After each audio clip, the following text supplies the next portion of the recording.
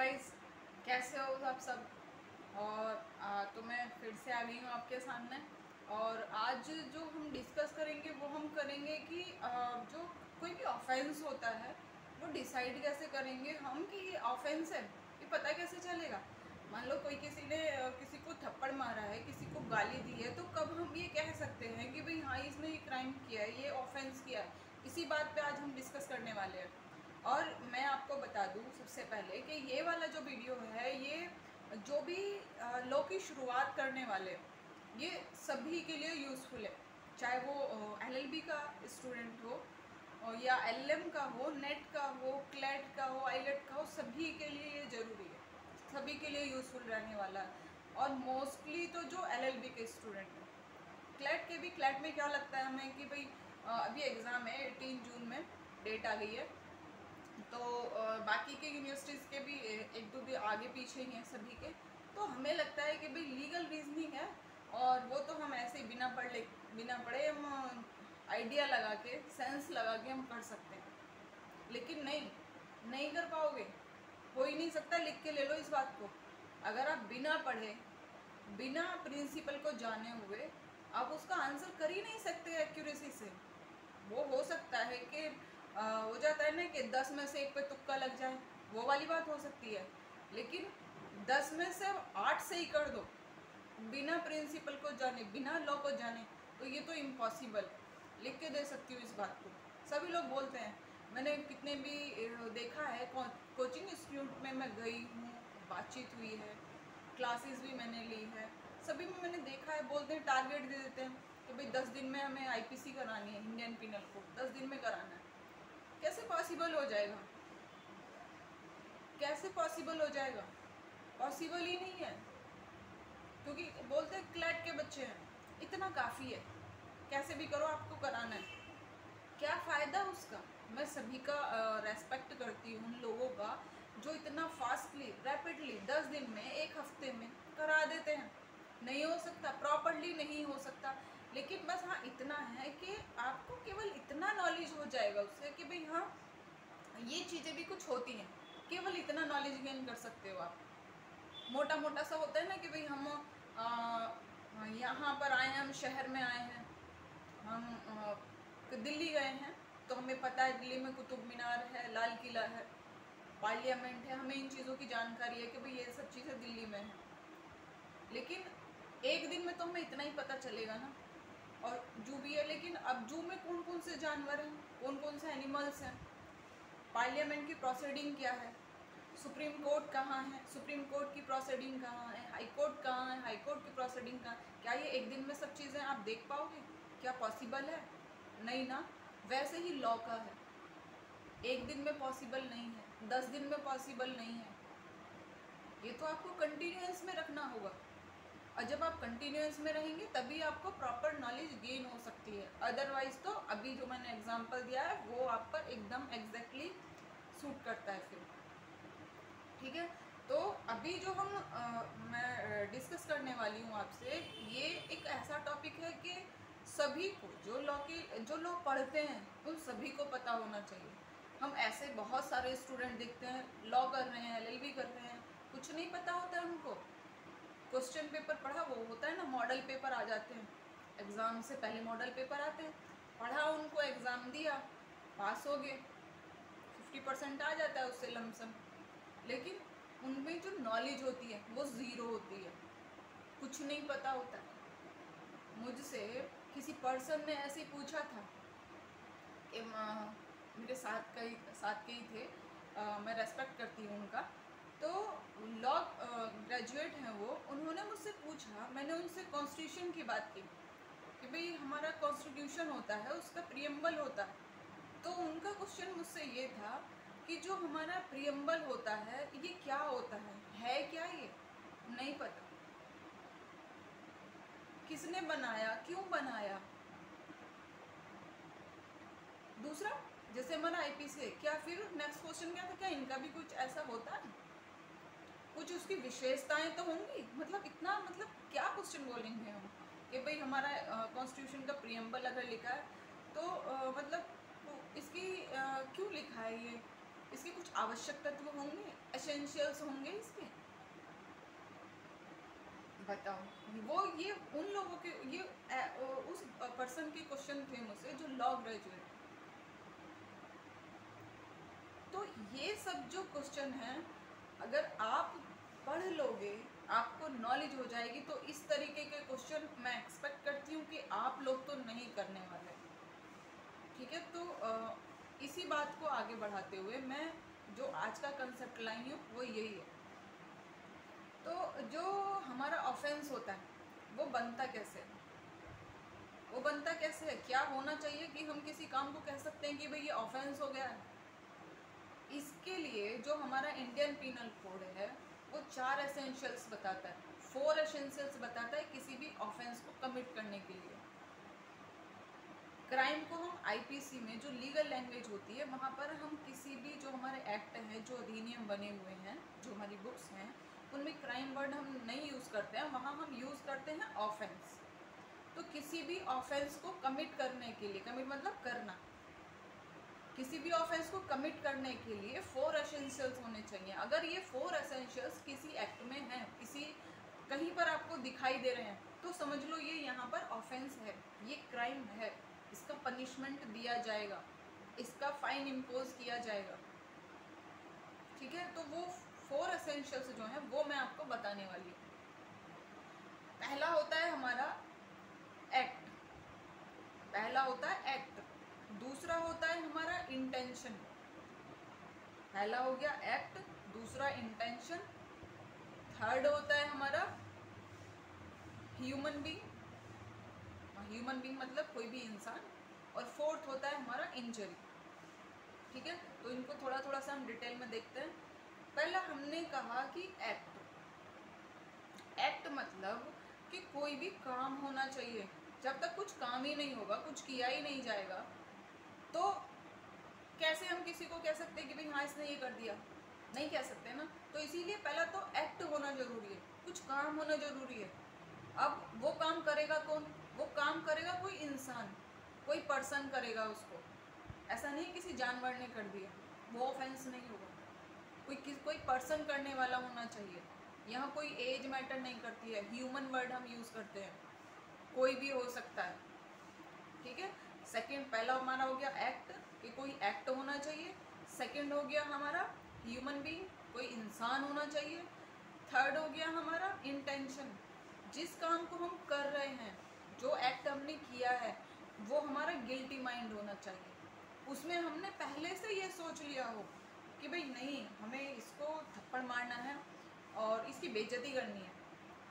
तो वहाँ हमारा इंटेंशन सही तो नहीं है ना। इंटेंशन मतलब होता है कि जो हम सोचते हैं किसी चीज़ को करने के लिए, जो हमारी सोच होती है, जो हमारी थॉट होती है, उसको हम लीगल लैंग्वेज में इंटेंशन बोलते हैं।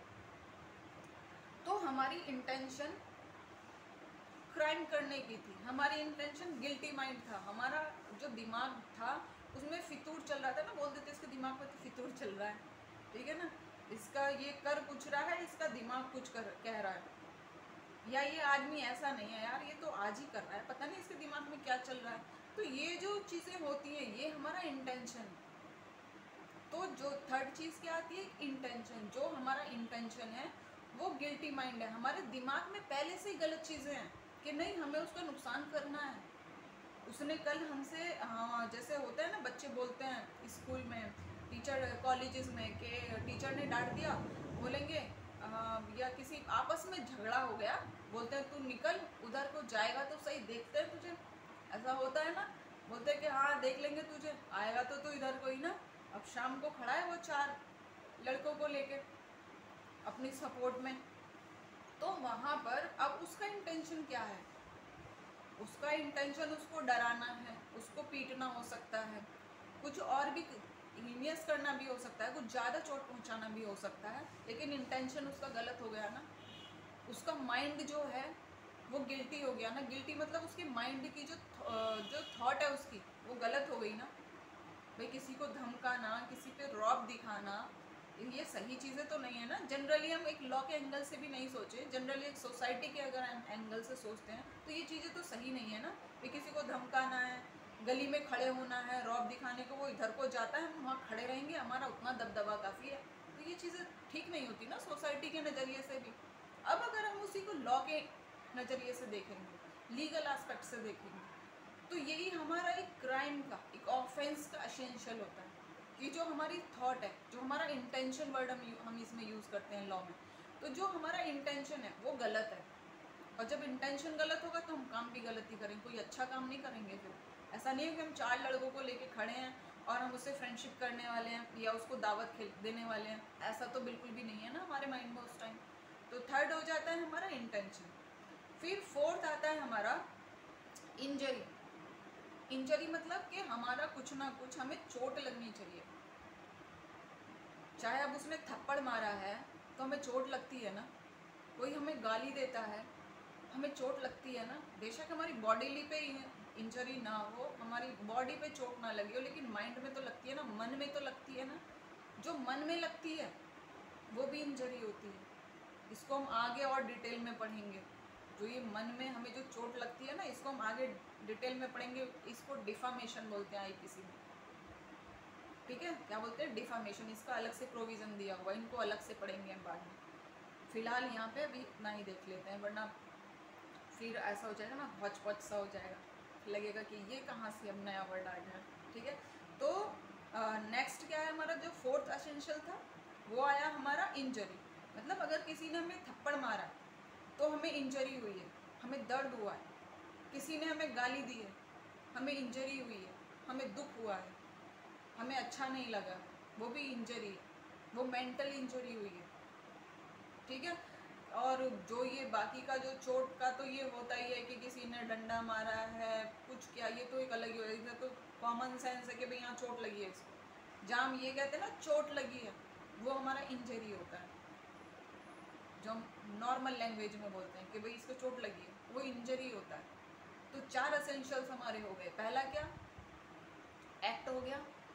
सेकंड इंटेंशन हो गया, ह्यूमन बीइंग हो गया, और फिर इंजरी हो गया। ये 4 चीज़ें अगर हैं, ये 4 चीज़ें अगर आपको सामने दिख रही हैं, दिखाई दे रही हैं कि भाई हाँ ये 4 चीज़ें हैं, तो वहाँ ऑफेंस क्रिएट होता है। वहाँ ऑफेंस जो वर्ड है, अपराध, वो एग्जिस्टेंस में आ जाता है। तभी हम जाते हैं ना, हम थाने में जाते हैं तो वो पूछते हैं भाई क्या क्या मैटर हुआ, ये हुआ, वो हुआ। तो वो ऐसे ही नहीं एफआईआर लिखते हैं, वो ऐसे ही नहीं कंप्लेंट रजिस्टर करते हैं। वो वहाँ ये चारों देखते हैं। भाई किसी को पूछते हैं ना, किसी को चोट वोट लगी है, कहाँ था, पहले भी कुछ लड़ाई झगड़ा हुआ था, कौन कौन लोग थे, कहाँ पर थे, पूछते हैं ना ये सब चीज़। अब वहाँ पूछा हमसे कि कौन कौन लोग थे। फिर दूसरा हमसे सवाल हुआ, किसी को चोट लगी है, तो कौन कौन लोग, मतलब ह्यूमन बीइंग। किसने मारा, किसने किया, मतलब ह्यूमन बीइंग। तो चोट वोट लगी है क्या, मतलब इंजरी। पहले से कुछ लड़ाई झगड़ा हुआ था क्या, कुछ कहा सुनी पहले से हुई थी, बात क्या थी। ऐसा बोलते हैं कि बात क्या थी, शुरुआत कैसे हुई थी, किसने क्या कहा था, ये पूछते हैं। तो ये क्या हुआ हमारा इंटेंशन। और बाकी तो जब ये सब चीज़ें होंगी तो कोई काम तो हुआ ही होगा, कुछ एक्ट तो क्रिएट होता ही है। हम नाम तो देते ही हैं। भाई गाली दी, मार पिटाई, हम बोलते हैं ना झगड़ा हो गया, तो हमने उसे एक टाइटल दे दिया कि भाई झगड़ा हुआ इन लोगों में। तो ये क्या हुआ। अब मुझे लगता है कि ये सारे जो 4 एसेंशियल्स आपको याद हो जाने चाहिए। इनको आपको लिखने की, कहीं पे नोट करने की मुझे लगता है ज़रूरत नहीं होगी, क्योंकि जो ये आपको मैंने एग्जांपल दिया, ये प्रैक्टिकल एग्जांपल है। तो आपको आई थिंक आपको लर्न हो गया होगा, ठीक है। इसमें हम लैटिन टर्म भी यूज़ करते हैं। जो हमारा एक्ट है या हमारा जो इंटेंशन हमने वर्ड यूज़ किया, इनके 2 लैटिन टर्म होते हैं। एक्ट को हम बोलते हैं acts Reis, ACTUS, acts Reis, REAS। और इंटेंशन को बोलते हैं मेंस रिया, MENSREAS। इनको हम आगे डिस्कस करेंगे, डिटेल में करेंगे, ठीक है। ये तो एक लैटिन टर्म है, इनका जानकारी होना आपको ज़रूरी है कि भाई अगर एक्टस रियस लिखा हुआ है तो ये एक्ट की बात कर रहा है, मेंस रिया लिखा है तो ये इंटेंशन की बात कर रहा है, इतना आपको पता होना चाहिए, ठीक है। बाकी का हम आगे नेक्स्ट क्लासेस में करेंगे। और आपको मैं बता दूं कि हम जल्दी MCQ सीरीज़ लाने वाली हूँ मैं, जिसमें कि जो भी हमारा रीसेंट एग्ज़ाम है, जैसे हमारा अभी क्लैट का होने वाला है, मोस्टली एग्ज़ाम तो वही है जो मेन हाईलाइटेड है, क्लैट का है, आईलेट का है, या बाकी जो अदर भी एंट्रेंस एग्ज़ाम अभी होने वाले हैं नेक्स्ट मंथ में, जून में, जो जिनकी भी डेट है, वो सभी के लिए मैं MCQs लाने वाली हूँ। और जो जैसे अभी लेखपाल का एग्ज़ाम होगा या APO का होगा, इन सभी के लिए मैं MCQ सीरीज़ लाने वाली हूँ विद डिस्कशन। और वो डिस्कशन आपको ऐसा नहीं होगा लेंदी वाला, शॉर्ट फॉर्म, जिससे आपको वो क्वेश्चन अगर नहीं भी आता है तो उसका आप आंसर कर सकें, उसको आप टिक कर सकें कि भाई हाँ ये चीज़ ऐसे है, इसका नाम रखा गया है तो इसका नाम कब रखा गया, अब हम ही हैं, हमारा नाम रखा जाता है, कब रखा गया था, हम रहते कहाँ हैं, क्या करते हैं, ये कॉमन चीज़ें होती है ना, तो वो कॉमन फैक्ट आपको बताऊंगी, तो इससे फिर आपको भूलने का भी चांस नहीं रहेगा, ठीक है। और वो और क्या था, भूल जाती हूँ, इतना सारा याद करके आती हूँ आज बोलने के लिए, तो कुछ ना कुछ तो मिस हो ही जाता है, ठीक है। तो मैं ये जल्दी ही लेके आने वाली हूँ आपके लिए, तो फिर और भी हम आगे बेटर कर पाएंगे। और जो MCQs मैं लेकर आऊँगी वो प्रीवियस ईयर के सब लेके आऊँगी, चाहे वो GK से रिलेटेड हो, चाहे वो लॉ से रिलेटेड हो, ठीक है। किसी भी एग्ज़ाम के जो भी मैं MCQs लाऊँगी वो प्रीवियस ईयर के लाऊँगी, ठीक है। तो इससे क्या होगा कि आप जो प्रीवियस ईयर सर्च करते हो वो भी प्रॉब्लम सॉल्व हो जाएगी, ठीक है। और जल्दी ही मिलती हूँ मैं इन सबको साथ आपसे, ठीक है। और इस वीडियो को आप लाइक करें, शेयर करें, अगर आपको लगता है कि ये यूज़फुल है, ये पढ़ने वाले बच्चों के लिए या नॉर्मली भी कॉमन मैन के लिए भी, अगर आपको लगता है कि भाई हाँ ये यूज़फुल है, तो आप इसको शेयर करें, सब्सक्राइब करें और लाइक भी करें। और अगर आपको कहीं कुछ कमी लगती है, कंटेंट में कमी लगती है या किसी भी चीज़ की अगर आपको कुछ भी कमी लगती है, तो आप मुझे कमेंट करके ज़रूर बताइए, तो उसको फिर इम्प्रूव किया जाएगा, उसको सुधारा जाएगा, ठीक है। ओके, तो मिलते हैं हम नेक्स्ट वीडियो में। Okay, bye bye.